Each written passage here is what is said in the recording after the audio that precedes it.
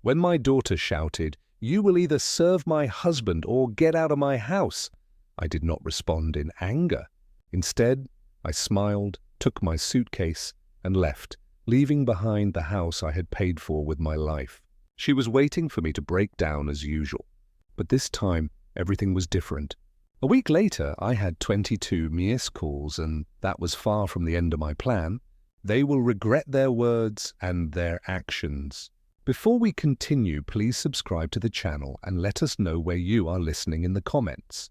My keys were still warm in my palm when I pushed through the front door, grocery bags cutting into my wrists.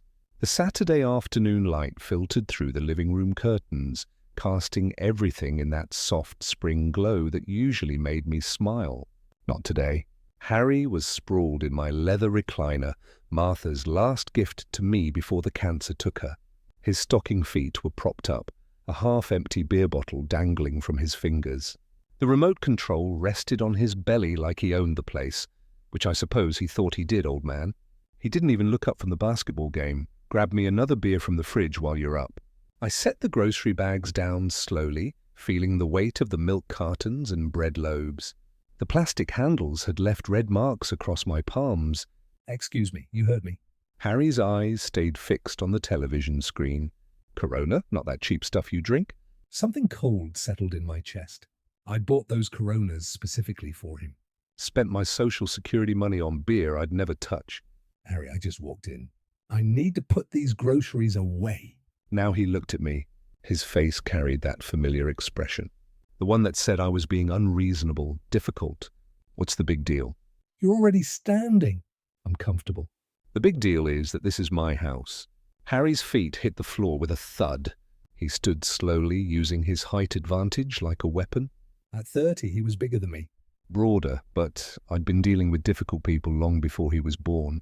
"Your house funny, 'cause your daughter and I live here. We pay the bills with my money. Details?" He stepped closer, beer still in hand. "Look, Clark, we can do this the easy way or the hard way. You want to keep living here peacefully? You play ball." Simple as that. The kitchen door swung open. Tiffany appeared, her blonde hair pulled back in a messy ponytail, dish towel in her hands. She took in the scene. Harry standing over me, the tension thick enough to choke on. "What's going on?" Her voice carried that warning tone I remembered from her teenage years. "Your father's being difficult," Harry said without taking his eyes off me. "I asked him to get me a beer, and he's making it into some kind of federal case." Tiffany looked at me with disappointment, like I was a child acting out. "Dad, just get him the beer." "It's not worth fighting over." But Harry wasn't done. He moved closer, close enough that I could smell the alcohol on his breath. "See, Clark, here's how it's going to work. You live in our house. You contribute." "That means when I ask you to do something, you do it." No questions, no attitude. "Our house." I kept my voice level, even though my heart was hammering. "That's right." Tiffany stepped beside her husband, presenting a united front. "Dad, you need to decide right now. Either you help Harry and do what he asks, or you can pack your things and leave." The words hung in the air like smoke. I looked at my daughter, searching for any hint of the little girl who used to climb into my lap during thunderstorms. She stared back with Harry's same entitled expression. "All right," I said quietly. Harry smirked, thinking he'd won. "Good. Now about that beer." "I'll pack." The smirk died on his face. Tiffany's mouth fell open slightly, like she'd expected me to crumble, to apologize, and shuffled to the kitchen like a beaten dog. I turned toward the hallway, leaving the grocery bags where they sat. Behind me, I heard Harry's sharp intake of breath. Tiffany's whispered, "Dad, wait." But I was already walking toward my bedroom, my footsteps steady on the hardwood floor. Martha and I had refinished together 20 years ago. The suitcase came down from the closet shelf with a soft thump. I'd bought it for our honeymoon to Yellowstone, back when Martha was still alive, and the future stretched ahead like an open road.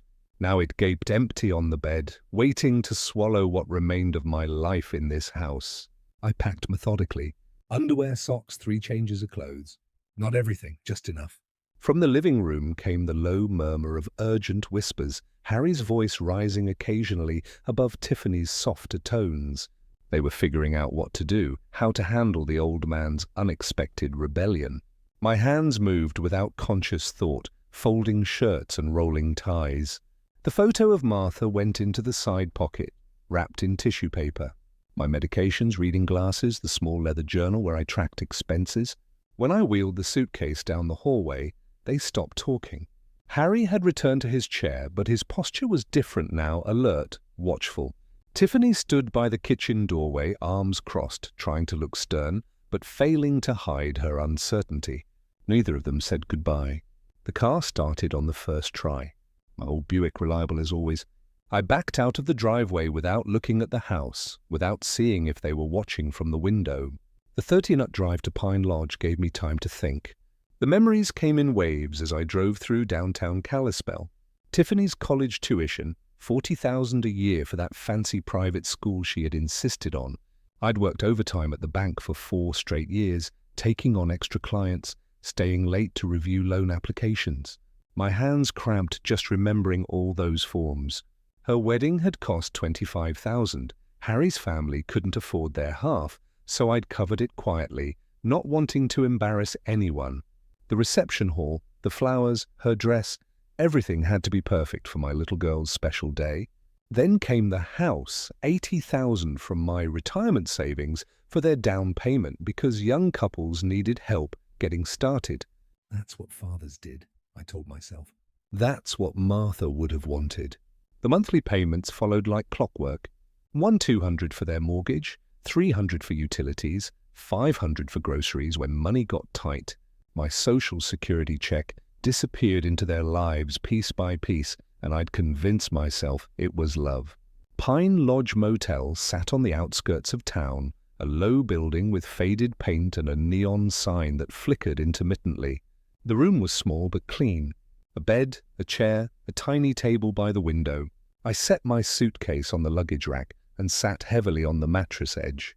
The silence was different here. Not the comfortable quiet of my own home, but the hollow emptiness of a temporary space. I pulled out my phone and scrolled through the contacts. Bank numbers, insurance companies, credit card services, numbers I knew by heart from 30 years in finance. Tomorrow was Sunday, but some things could still be done. Some calls could still be made. I opened my laptop on the small table and logged into my online banking. Account balances glowed on the screen. Checking, savings, retirement accounts, numbers that represented a lifetime of careful planning, of denying myself small luxuries so I could take care of my family. The cursor blinked in the search bar, waiting for me to decide what came next. Sunday morning arrived grey and overcast, fitting my mood perfectly. I spread my paperwork across the motel table like a general planning a campaign. Bank statements, insurance policies, legal documents, everything organized, everything within reach. The first call went to First National Bank. Sunday banking was limited, but automated systems never slept. "Good morning, Mr. Miller," the representative said after I navigated through the phone tree. How can I help you today? "I need to cancel the automatic mortgage payment for 847 Pine Street, the account ending in 14729. A pause.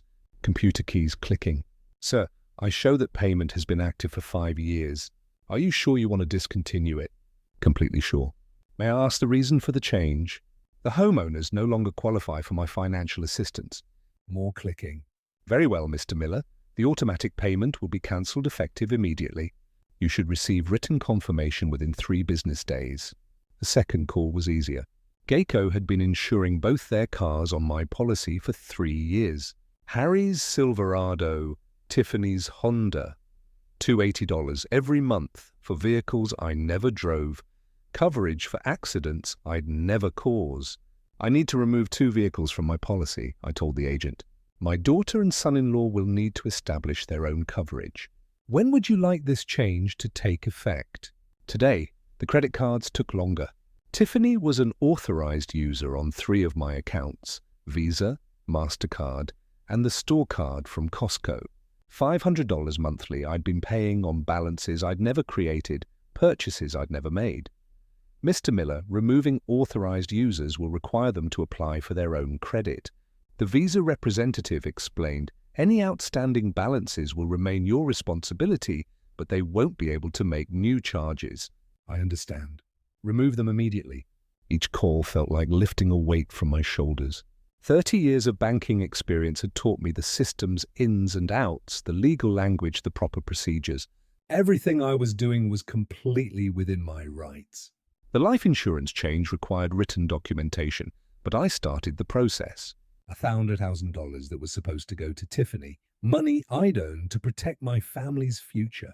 But family meant something different now. By noon, I'd made 8 calls, mortgage payments stopped, insurance cancelled, credit cards blocked, the automatic transfers that had been bleeding my accounts dry for years. All of it ended with polite conversations and confirmation numbers. I sat back in the cheap motel chair and looked at my notes. Confirmation numbers, reference codes, effective dates, the paper trail of financial independence. My phone sat silent on the table. No missed calls, no urgent messages. They didn't know yet. Probably wouldn't know until the first payment bounced. The first bill arrived with their names on it instead of mine, but they would know soon enough. I closed my laptop and walked to the window. Across the parking lot, an elderly man was loading suitcases into a pickup truck, his wife directing the operation with gentle efficiency, probably heading home from visiting grandchildren or maybe starting a long postponed vacation. I envied their easy partnership, the way they moved around each other with practiced familiarity. Martha and I had been like that once. My phone buzzed against the table. Unknown number, I let it ring. The week passed quietly for me, but apparently not for them. I'd settled into a routine at Pine Lodge. Coffee from the lobby, breakfast at the diner down the street, long walks around Kalispell's quiet neighborhoods. My phone accumulated missed calls like a collection I had no interest in starting. By Wednesday, there were 12 messages. By Friday, 22, I listened to them in chronological order, watching the progression from confusion to anger to desperation. The first few were almost casual, Tiffany asking if there was some kind of banking error with the mortgage payment. Harry leaving brief, annoyed messages about the car insurance lapsing, but by the middle of the week, panic had crept in. "Dad, what the hell is going on?" Tiffany's voice cracked with frustration. "The bank says you stopped the automatic payment. They want the full amount by Friday or they'll start foreclosure proceedings." Harry's messages grew increasingly aggressive. "Clark, you need to fix this right now. I've got people asking questions about my insurance." You're making us look like dead beats. The later calls bordered on begging. Tiffany crying, promising they'd work something out if I just called them back. Harry trying a different approach, claiming he'd been too harsh and wanted to make things right. I deleted each message after listening, feeling nothing but mild curiosity about their growing desperation. Thursday morning brought a knock at my motel room door. Through the peephole, I saw them both. Tiffany in a wrinkled sweater, Harry in his work clothes, both looking like they'd slept badly. I opened the door, but didn't invite them in. Dad, Tiffany's eyes were red-rimmed. Her usual composure cracked. "We need to talk about what?" Harry pushed forward, his face flushed with anger. About the fact that you're trying to ruin our lives over some stupid argument about beer. "I'm not trying to ruin anything," I said calmly. I'm simply no longer paying for your lives. "The mortgage, Clark," Harry's voice rose. "You can't just stop paying the mortgage." "That's our house." Actually, it's my house. My name on the deed. My signature on the loan. You two were just guests. Tiffany grabbed Harry's arm as he stepped closer to the door. "Dad, please. We can work this out. Harry was wrong to talk to you that way." "We both were. But you can't just leave us with no warning, no discussion." "You gave me an ultimatum," I reminded her. "Do what Harry says or get out." Those were your exact words. I didn't mean it like that. Yes, you did. I looked at my daughter, seeing a stranger wearing her face. "You meant every word. You just didn't expect me to choose option 2. Harry tried a different approach, his voice artificially calm. "Look, we all said things we didn't mean. But you're talking about our home, our credit, our whole lives. You can't just pull the rug out like this." I can, and I did. I started to close the door. "You wanted me to leave. I left. You wanted to handle your own lives. Now you can." "Dad, wait." Tiffany's voice broke. "What about family? What about everything we've been through together?" I paused, looking at her desperate face. For a moment, I remembered the little girl who used to help me rake leaves in the fall, who brought me dandelions she'd picked from the yard. But that little girl had grown into someone who could stand by while her husband humiliated her father in his own living room. "Family works both ways, sweetheart," I said quietly. I spent 5 years taking care of you both. "When it was time for you to take care of me, you chose him instead." Harry's fake composure cracked. You crazy old bastard. "You can't just, I can call the police if you keep raising your voice," I interrupted. "This is private property, and you're disturbing the peace." They stared at me, probably seeing me clearly for the first time in years. Not the soft-hearted father and grandfather-to-be, not the convenient bank account with legs, just a man who'd finally learned to say no. Harry grabbed Tiffany's elbow. Come on, we'll figure this out ourselves. They walked back to their car, Harry's swagger replaced by worried hunching. Tiffany looking back over her shoulder like she was seeing a stranger. I watched them drive away, then closed the door and returned to my laptop. There were still calls to make, still accounts to close. The work of dismantling a relationship was far from finished. I needed coffee and a chance to think clearly. The diner on Main Street had always been my refuge when Martha was alive. She'd meet me there after her doctor appointments, and we'd split a piece of apple pie while discussing nothing important. Tuesday morning found me walking the familiar 3 blocks, my breath visible in the crisp mountain air. The routine felt grounding after yesterday's confrontation. I'd organized my paperwork again this morning, reviewing bank statements and confirmation numbers like a general studying battle plans. The diner's bell chimed as I entered. Coffee steam and bacon grease created that comfortable fog of normally I craved. I'd barely settled into my usual corner booth when a familiar voice called out, "Clark Miller." Well, I'll be damned. Bob Harrison rose from a table near the window, newspaper folded under his arm. We'd worked together at First National for 15 years before his transfer to the main branch. Bob had handled commercial loans while I managed personal accounts, but we'd shared enough coffee breaks to consider ourselves friends. Bob, I stood to shake his hand. "Good to see you. Mind if I join you? Haven't seen you since Martha's service." He slid into the opposite seat without waiting for an answer. "Heard you moved out to Pine Lodge. Everything all right?" The waitress appeared with coffee before I could answer. I used the interruption to consider how much to share. Bob was trustworthy, but he was also a banker with professional obligations. "Family situation," I said finally, "needed some space to think things through." Bob nodded slowly, studying my face. "That son-in-law of yours tried to pull a fast one on us a few months back." My coffee cup stopped halfway to my lips.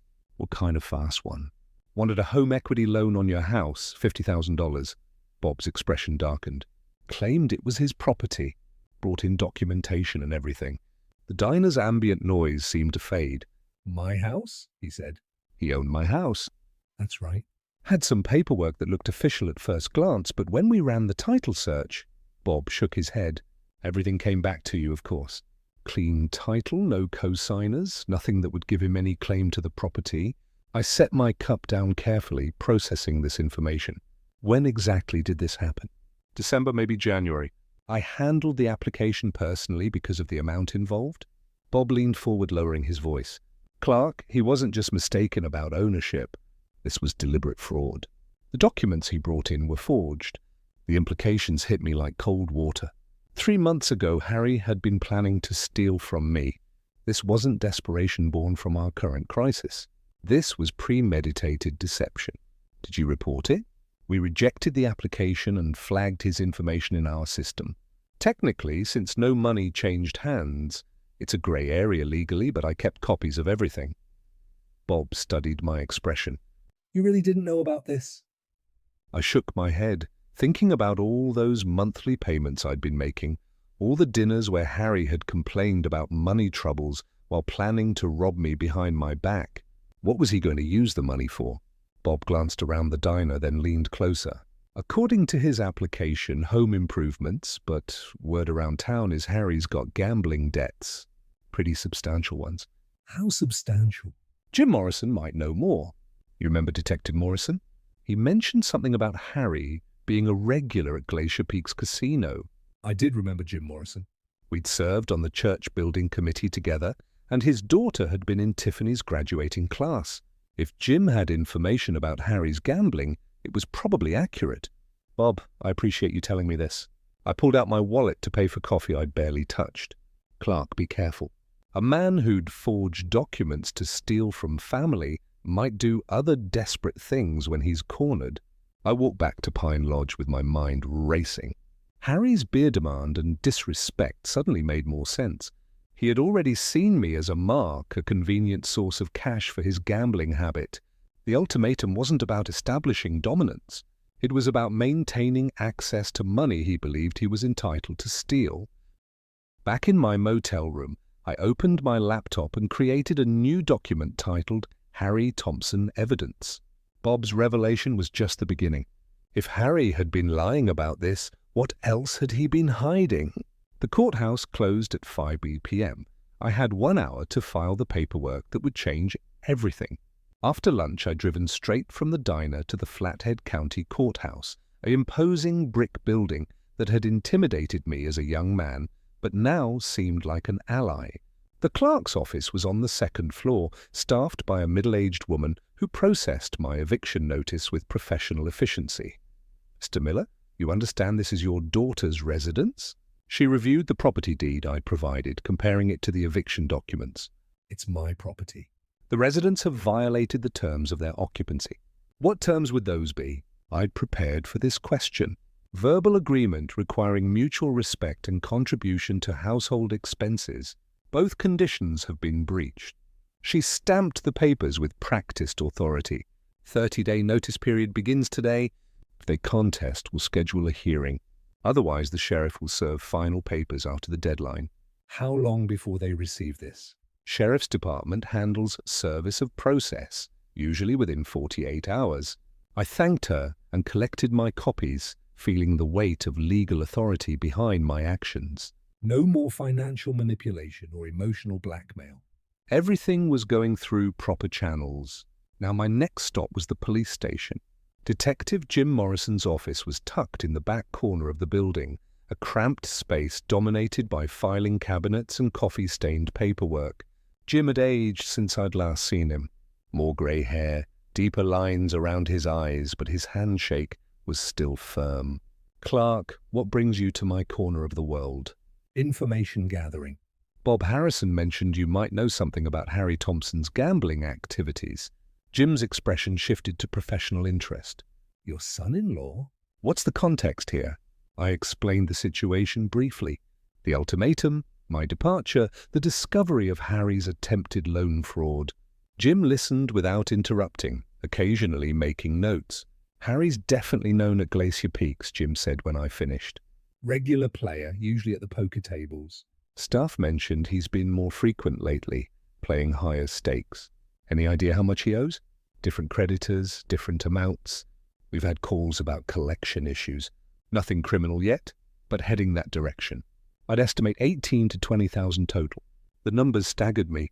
Harry had been living in my house, eating my food, demanding my respect, while secretly burning through enough money to buy a decent car. Who are these creditors? Mix of legitimate lenders and less savory characters. The legitimate ones are getting impatient. The others, Jim shrugged. Let's just say they don't usually involve law enforcement in their collection methods. What's the timeline looking like? He's been stalling for about 6 weeks. Most creditors will give someone 3 months before escalating. Harry's running out of road. I left the police station with a clearer picture of my son-in-law's situation. The gambling explained his desperation, his attempt to fraudulently mortgage my house, and his increasing aggression toward me. I wasn't just a convenient funding source. I was his only hope of avoiding serious consequences. That evening, I sat in my motel room reviewing the day's progress. Legal eviction notice filed and ready for service. Confirmation of Harry's gambling debts and fraudulent activities. A growing network of professional allies who understood the real situation. I opened my laptop and updated my evidence file, adding Jim Morrison's information to Bob Harrison's revelations. Pattern recognition had been a crucial skill in banking, and the patterns here were becoming crystal clear. Harry wasn't just disrespectful or entitled. He was desperate, dishonest, and dangerous. The more pressure he felt, the more reckless he would become. I needed to be ready for whatever came next. Tomorrow, I would start making strategic phone calls to Harry's creditors, not to pay his debts. Those consequences were his to face, but to ensure they knew his true financial situation, including the fact that he had no legal claim to my property. The truth was always the best weapon. Word travels fast in a town like Kalispell. By Friday, I realized it was time to control the narrative. My first encounter happened at the post office where Mrs. Henderson from the church mailing committee cornered me near the stamp machine. She was one of those women who collected information like others collected recipes, always ready to share what she'd learned. "Clark, dear, I've been hearing troubling things about family troubles. Is everything all right?" I considered my response carefully. Mrs. Henderson would repeat whatever I said to at least a dozen people by Sunday service. Tiffany and Harry asked me to move out, so I did. Sometimes adult children need to handle their own responsibilities. Her eyebrows rose. "They asked you to leave your own house." It seemed like the best solution for everyone involved, but didn't you pay for their wedding and help them with the down payment? She leaned closer, lowering her voice conspiratorially. "I always wondered how they afforded that house on Harry's salary." I nodded but didn't elaborate. The facts would speak for themselves. My next stop was Miller's Hardware, where I'd worked part-time after retiring from the bank. Tom Kowalski, the owner, looked up from his inventory sheets with genuine concern. "Clark, heard you're staying out at Pine Lodge. What's going on?" 3 other employees gathered around as I explained the situation. Their reactions were immediate and unanimous, shocked that Harry had treated me so disrespectfully, anger that I'd been supporting them financially for years without recognition. "You paid for their college tuition?" Dave, the assistant manager, shook his head in disbelief. "Harry told everyone his family was well off. Said they were helping you with mortgage payments." "Harry said a lot of things that weren't true," I replied calmly. Tom's expression darkened. "That explains why he always seemed to have money but never worked overtime. We offered him extra shifts plenty of times, but he always had other commitments." "Those commitments were probably at the casino," muttered Sarah from the paint counter. By the time I left the hardware store, I knew the real story would be all over town within hours. Kalispell's small-town network was more efficient than any advertising campaign. My third stop was St. Mark's Lutheran Church, where Pastor Williams was preparing for the weekend services. He invited me into his office, offering coffee and a chair that had comforted many troubled parishioners over the years. "Clark, several people have mentioned they're concerned about you." Can you help me understand what's happening?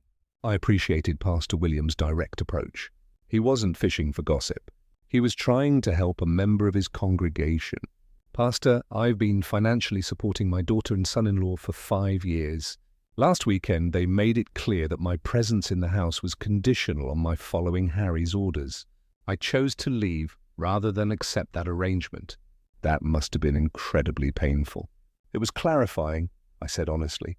I love my daughter, but I won't be treated like a servant in my own home. Pastor Williams nodded thoughtfully. "Sometimes loving someone means allowing them to face the consequences of their choices. It sounds like you've been protecting them from those consequences for a long time." "Too long, I think." During my walk back to the motel, I stopped at Annie's coffee shop for an afternoon cup. The place was busy with the usual Friday crowd. Retirees, off-duty workers, mothers with strollers. I found a small table in the corner and listened to the conversations flowing around me.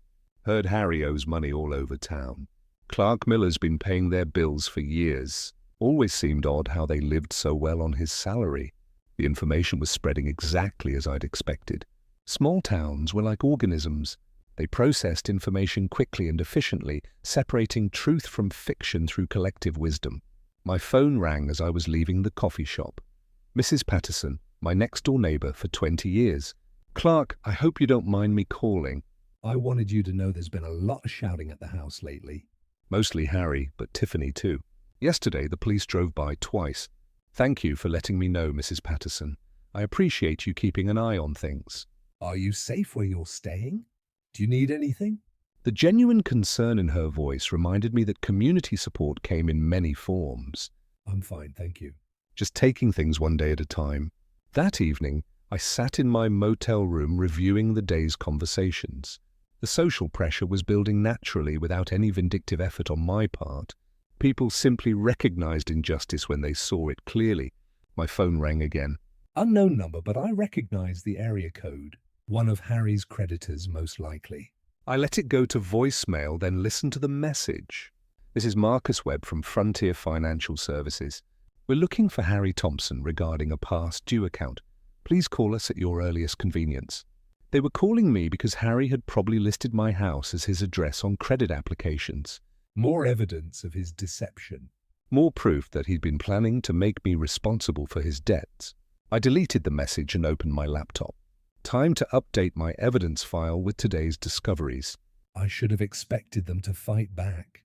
Harry never was one to go down quietly. Saturday morning started. Peacefully enough.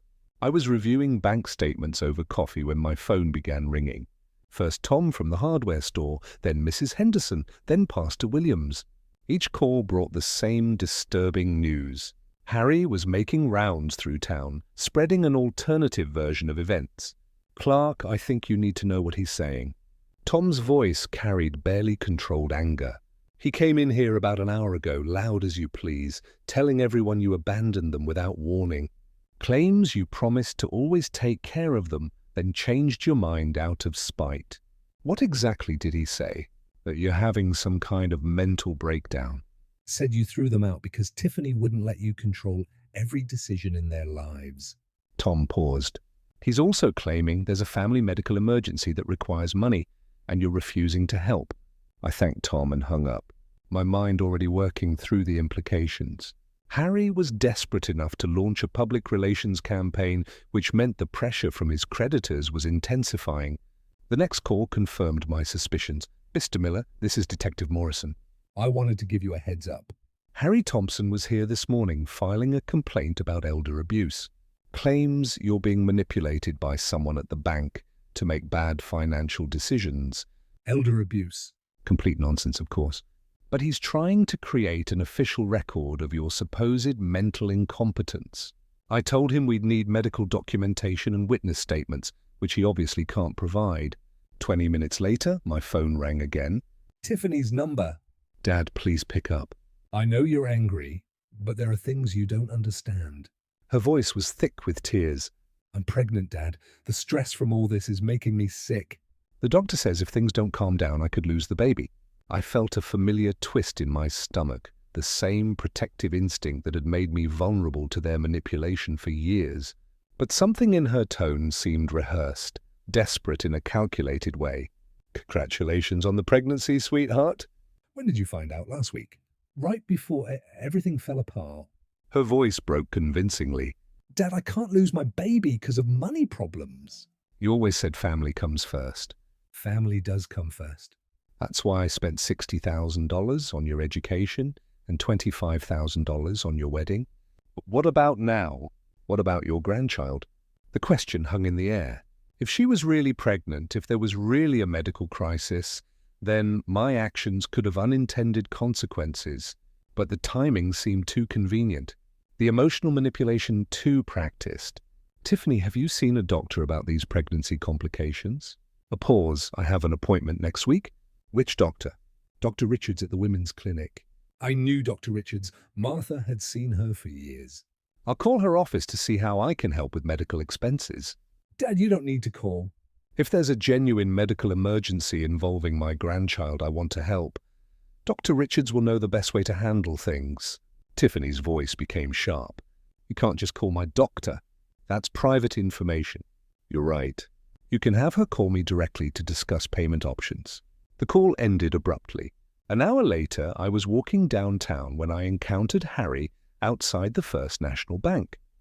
He was talking loudly to anyone who would listen, his voice carrying that aggressive edge I'd learned to recognize. He's lost his mind, Harry was saying to a small crowd of customers. Senile old man thinks everyone's trying to steal from him. Kicked his own pregnant daughter out of the house over nothing. I approached calmly, and the crowd noticed me before Harry did. Faces turned in my direction, expressions shifting as they recognized the subject of Harry's rant. Harry spun around, his face flushing red. There he is, the man who abandoned his own family. "Hello, Harry," I kept my voice level. "How's the gambling debt situation working out?" The accusation hit him like a physical blow. Several people in the crowd murmured among themselves, pieces of a puzzle clicking into place. "You're crazy," Harry sputtered. "I don't know what you're talking about." 18,000, according to Detective Morrison. Glacier Peaks Casino, mostly poker tables. I looked at the gathering crowd. Amazing how much money someone can lose when they're not paying their own living expenses. Harry's face went from red to purple. He stepped closer, using his height advantage like a weapon. "You senile old bastard." "You can't just—" "I can document every dollar I've spent supporting you for 5 years," I interrupted. "Can you document where your paychecks went?" The crowd was listening intently now, processing this new information. Harry realized he'd lost control of the narrative. "Come on," he growled, pushing through the crowd. "This isn't over, Clark." I watched him storm away, noting how several people pulled out their phones. The real story would be all over social media within the hour. Back at the motel, I opened my laptop and began documenting the day's events. Harry's counterattack was failing because it was built on lies that couldn't withstand scrutiny. The community knew my character too well to believe his accusations of mental incompetence or vindictive abandonment, but the pregnancy claim worried me. If Tiffany was really pregnant, the situation became more complicated. I needed verification before making my next move.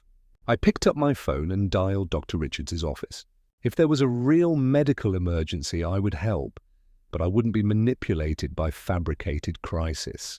Harry's public threats had crossed the line. I walked back to my motel room, pulled out my phone, and called Detective Morrison. "James, we need to talk. Harry's behavior today showed a pattern of escalation that concerns me." "How so?" "He confronted me publicly, made threatening gestures in front of witnesses, and his whole demeanor suggested someone losing control." I looked out my motel window toward downtown. "I'd like to file a formal complaint and explore protection options." "Come in tomorrow morning. Bring any documentation you have." But I didn't need to wait until morning. Steve Brennan, the Pine Lodge night manager, knocked on my door an hour later. "Mr. Miller, that man who was yelling in our parking lot earlier, he came back about 20 minutes ago. Stood outside your door for maybe 5 minutes, then left. Made some guests nervous." Steve was a retired Army sergeant who'd seen enough trouble to recognize it developing. "Did he say anything specific?" "Muttered something about teaching old fools lessons. I've got it on security video if you need it." Security footage, physical evidence of Harry's threatening behavior on private property. "Steve, would you be willing to provide that footage to the police?" "Absolutely. Guy like that shouldn't be intimidating elderly residents." The next morning, I arrived at the police station with Steve's security USB drive and a written timeline of Harry's escalating behavior. Detective Morrison reviewed everything with professional thoroughness. "Clark, this shows a clear pattern of intimidation. Combined with what I witnessed yesterday at the bank, we have grounds for a restraining order." "What would that involve?" "Legal prohibition against Harry coming within 500 FT of you or your property." "Violation means immediate arrest." Jim leaned back in his chair. "There's something else you should know." Harry consulted with a lawyer Friday about adverse possession laws. The words hit me like cold water. Squatters' rights. Exactly. He was researching whether he could claim legal ownership of your house based on living there continuously. Jim's expression was grim. "Montana requires 5 years of hostile occupation." "They've been there 3 years." He was planning to wait 2 more years, then file a claim. The implication staggered me. Harry hadn't just been freeloading. He'd been executing a long-term plan to steal my family home through legal technicalities. Does he have any legitimate claim? "None whatsoever." Adverse possession requires hostile occupation without the owner's permission. Since you gave them permission to live there and they never paid rent or property taxes, there's no legal basis. Jim pulled out a file folder, but it shows premeditation. He's been planning this theft for years. "What about the restraining order?" "I can fast-track it given the evidence. You'll have it by this afternoon." I left the police station with a new understanding of my son-in-law's character. The beer incident hadn't been about establishing dominance. It had been about maintaining a deception that would culminate in stealing my home. Walking back to my car, I pulled out my phone and scrolled through my contacts. Time to make some strategic calls. The first was to Marcus Webb at Frontier Financial Services, one of Harry's creditors who'd been calling my number. "Mr. Webb, I'm returning your call about Harry Thompson." I need to clarify something important. "He doesn't live at my address anymore and has no legal claim to my property. He listed that address as his residence on all credit applications. He was a guest in my home. I evicted him last week. If you're looking for him, he works at Mountain View Auto Dealership on Highway 93. The second call was to Continental Credit Recovery. "This is Clark Miller. You've been calling about Harry Thompson's debts. I want to clarify that Mr. Thompson has no ownership interest in my property and is no longer residing there." Each call was brief and factual. I wasn't paying Harry's debts or providing personal information, just correcting the false address he'd been using to avoid his creditors. By noon, I'd contacted 6 different collection agencies. Harry's carefully constructed house of cards was about to collapse. That afternoon, Judge Morrison signed my restraining order. Harry Thompson was now legally prohibited from coming within 500 FT of me or my property. Violation would result in immediate arrest and possible jail time.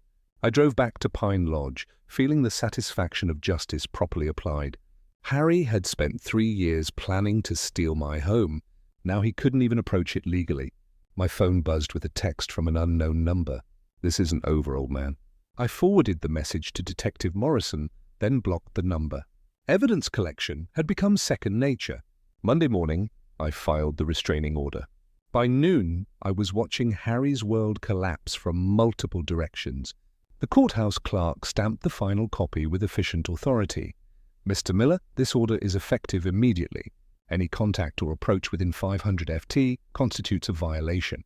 I thanked her and walked to my car, knowing the sheriff's deputy would serve Harry the papers within hours. My phone was already ringing. "Clark, this is Mike Brennan from Mountain View Auto."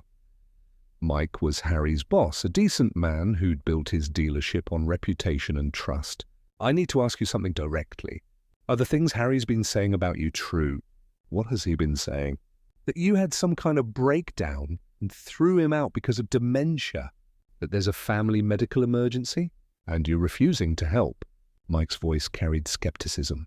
"Thing is, Clark, I've known you for 20 years. This doesn't sound like the man who co-signed my son's first car loan. Mike, Harry gave me an ultimatum to obey his orders or leave. I chose to leave.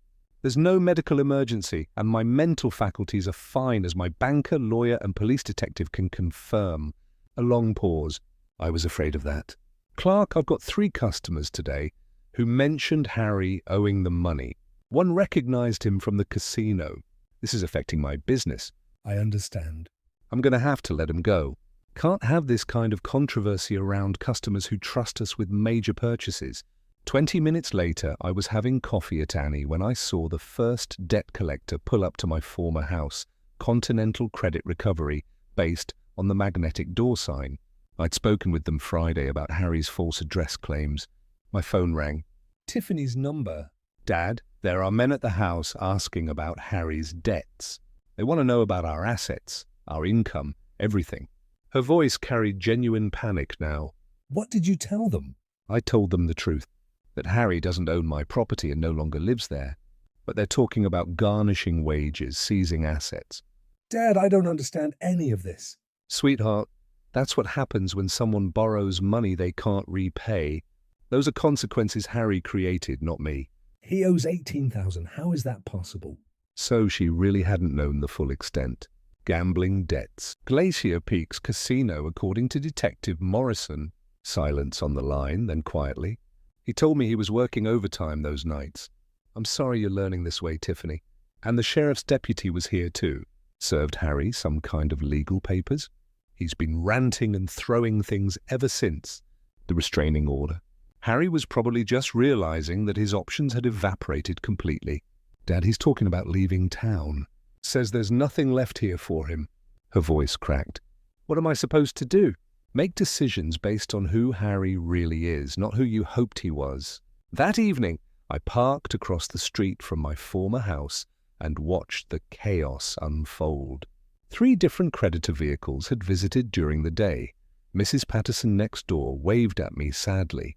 She'd been watching the situation develop with the concern of a long-time neighbor.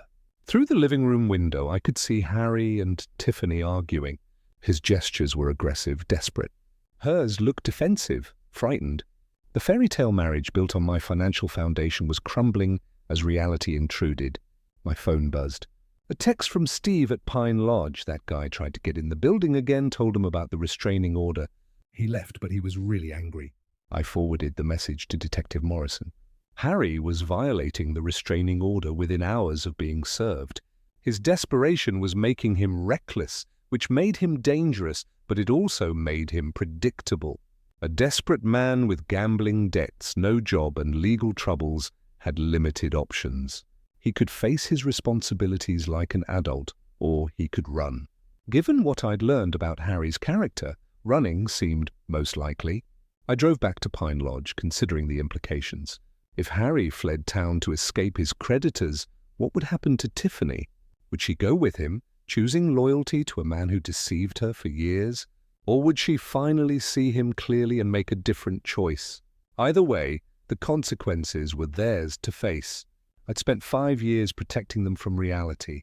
That protection had ended the day they asked me to choose between my dignity and their demands. I'd chosen dignity. Now they could choose their own path forward. 2 days of watching their desperation was enough. I called Tiffany Wednesday morning and told her to meet me at the diner. Just her. I can't leave Harry alone right now, Dad. He's really struggling with everything that's happening. And we have nothing to discuss. The restraining order means I can't be around him anyway. A long pause. Where do you want to meet? Main Street Diner, 2 Cigar back corner. Booth where we can talk privately. I arrived early and chose the booth facing away from the street. I wanted this conversation to focus on words, not worried glances at passing cars. When Tiffany arrived, she looked older than her 28 years.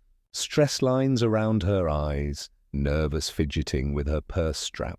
She slid into the opposite seat and immediately started talking. Dad, I know you're angry, but Harry's lost his job and these debt collectors won't leave us alone.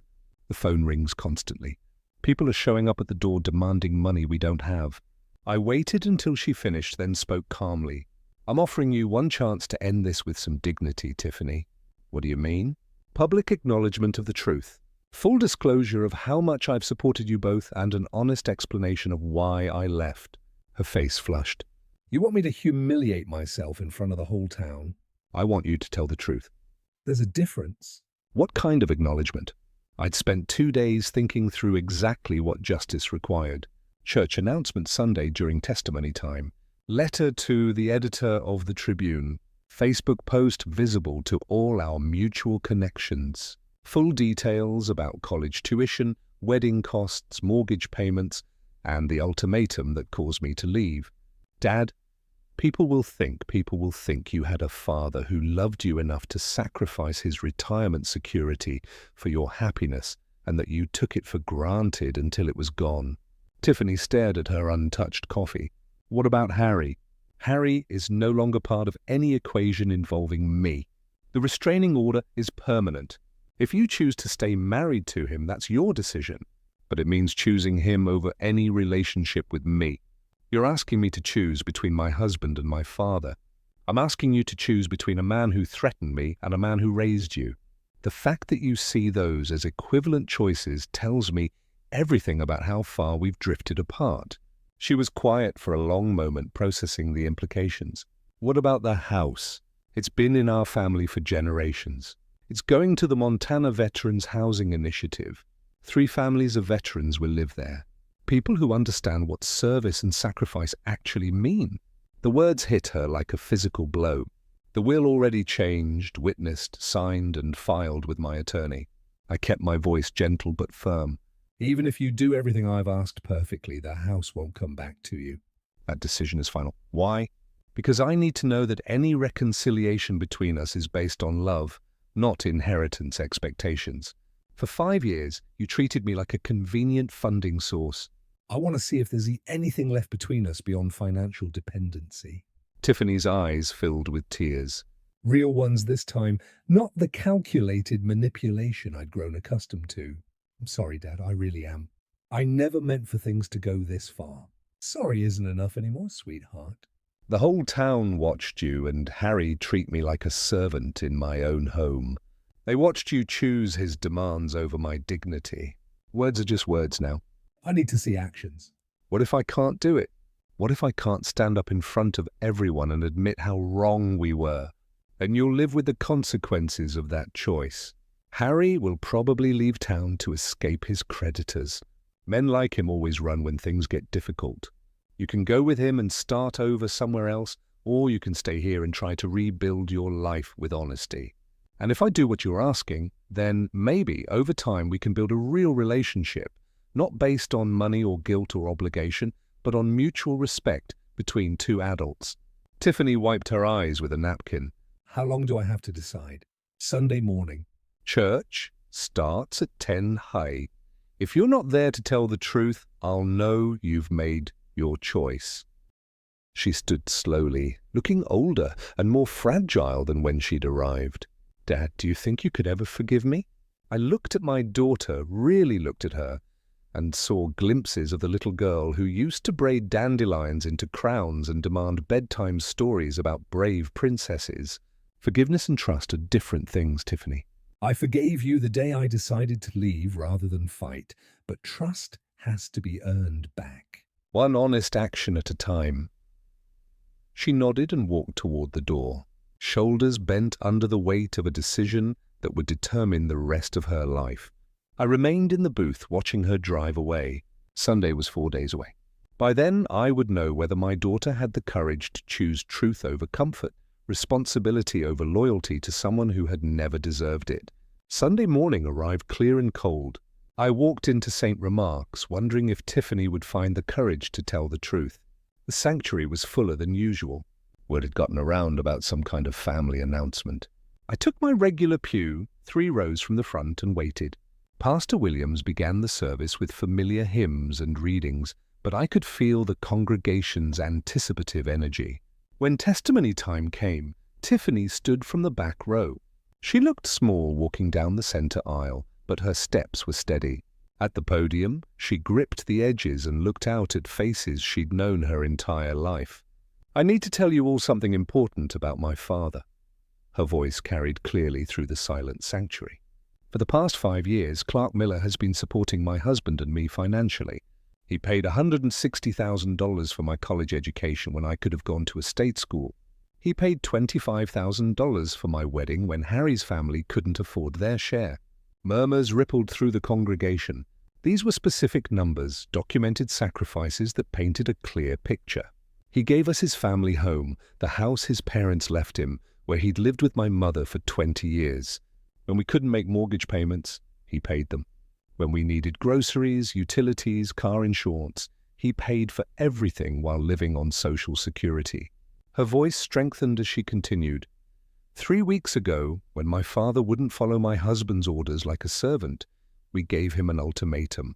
Obey Harry or leave his own house. Dad chose to leave rather than surrender his dignity. The sanctuary was completely silent now. Even the children seemed to sense the gravity of her words. I stood by and watched my husband disrespect the man who sacrificed his retirement security for our comfort. I chose loyalty to someone who threatened my father over loyalty to the man who raised me with love and patience. Tears flowed freely now, but her voice remained clear. I'm standing here because my father offered me one last chance to choose truth over pride. I was wrong. Harry was wrong. My father deserved gratitude and respect, and instead we gave him ultimatums and demands. She looked directly at me. Dad, I'm sorry isn't enough for what we put you through, but I'm hoping it's a start. The congregation erupted in supportive murmurs as Tiffany returned to her seat. Pastor Williams approached the podium with tears in his own eyes. Sometimes the hardest courage is admitting our mistakes publicly. Tiffany has shown that courage today, and her father has shown us what dignity looks like under pressure. After the service, people approached me with embraces, handshakes, and words of support. Mrs. Henderson squeezed my hand. We all suspected you were helping them financially, Clark. What we didn't know was how they repaid your kindness. Tom from the hardware store clapped my shoulder. That took real character, what you did. Setting boundaries isn't easy when family's involved. But the most meaningful moment came when Tiffany approached me outside the church. The letter to the Tribune will run Wednesday. The Facebook post goes up tonight. She hesitated. Harry left town yesterday, packed his truck while I was at work and disappeared. No forwarding address, no note, nothing. I wasn't surprised. Men like Harry always ran when confronted with consequences. I'm sorry your marriage ended this way. I'm not, she said quietly. I filed for divorce this morning. Found out he'd been using my credit cards for gambling without telling me. The debts are worse than we thought. 3 months later, I stood in the front yard of my former family home, watching 3 veteran families move into the transitional housing units the Montana Veterans Housing Initiative had created. The house had been renovated into separate apartments, each family getting privacy while sharing common areas. Staff Sergeant Maria Santos, recently returned from deployment, directed her 2 children toward the playground equipment donated by local businesses. Mr. Miller, this opportunity means everything to us. Thank you for choosing veterans for this gift. Veterans understand sacrifice, I replied. This house should serve people who've actually earned it. My own life had settled into peaceful routines at the lakeside cabin I'd purchased, with money no longer flowing to ungrateful dependents. Morning coffee on the deck overlooking Flathead Lake. Afternoon fishing, evening reading, simple pleasures that felt luxurious after years of financial stress and family drama. The cabin was small but perfectly suited to my needs. 2 bedrooms, a kitchen where I could cook actual meals instead of eating restaurant food constantly, and a dock where I could launch my small fishing boat. My phone buzzed with a text from Tiffany. Dad, I'm 3 months into counseling and learning a lot about healthy relationships. Could we try having coffee sometime? I'd like to earn your trust back. One conversation at a time. I smiled, looking out at the lake where an osprey was fishing in the shallows. Tiffany had kept her word about the public acknowledgements. The newspaper letter had been thorough and honest. The Facebook post had generated dozens of supportive comments from community members who finally understood the real story. More importantly, she was taking responsibility for rebuilding our relationship instead of expecting forgiveness without effort. I typed back, "Coffee sounds good. Saturday morning at the diner." Her response came immediately. I'll be there. And Dad, thank you for not giving up on me completely. I set the phone aside and watched the osprey rise from the water with a fish in its talons. Sometimes patience and dignity were rewarded, even when the wait seemed endless. The sun was setting over the Rockies, painting the lake surface gold and orange. In the distance, I could hear children laughing at the veterans' housing complex, families building new lives in the home, where I'd learned the difference between generosity and enabling. Justice served, dignity preserved, and maybe, just maybe, a daughter ready to earn back her father's trust through honest effort rather than emotional manipulation. It had been worth the wait. If you like this story, please like this video, subscribe to the channel, and share your impressions of this story in the comments. To listen to the next story, click on the box on the left. Thank you for watching.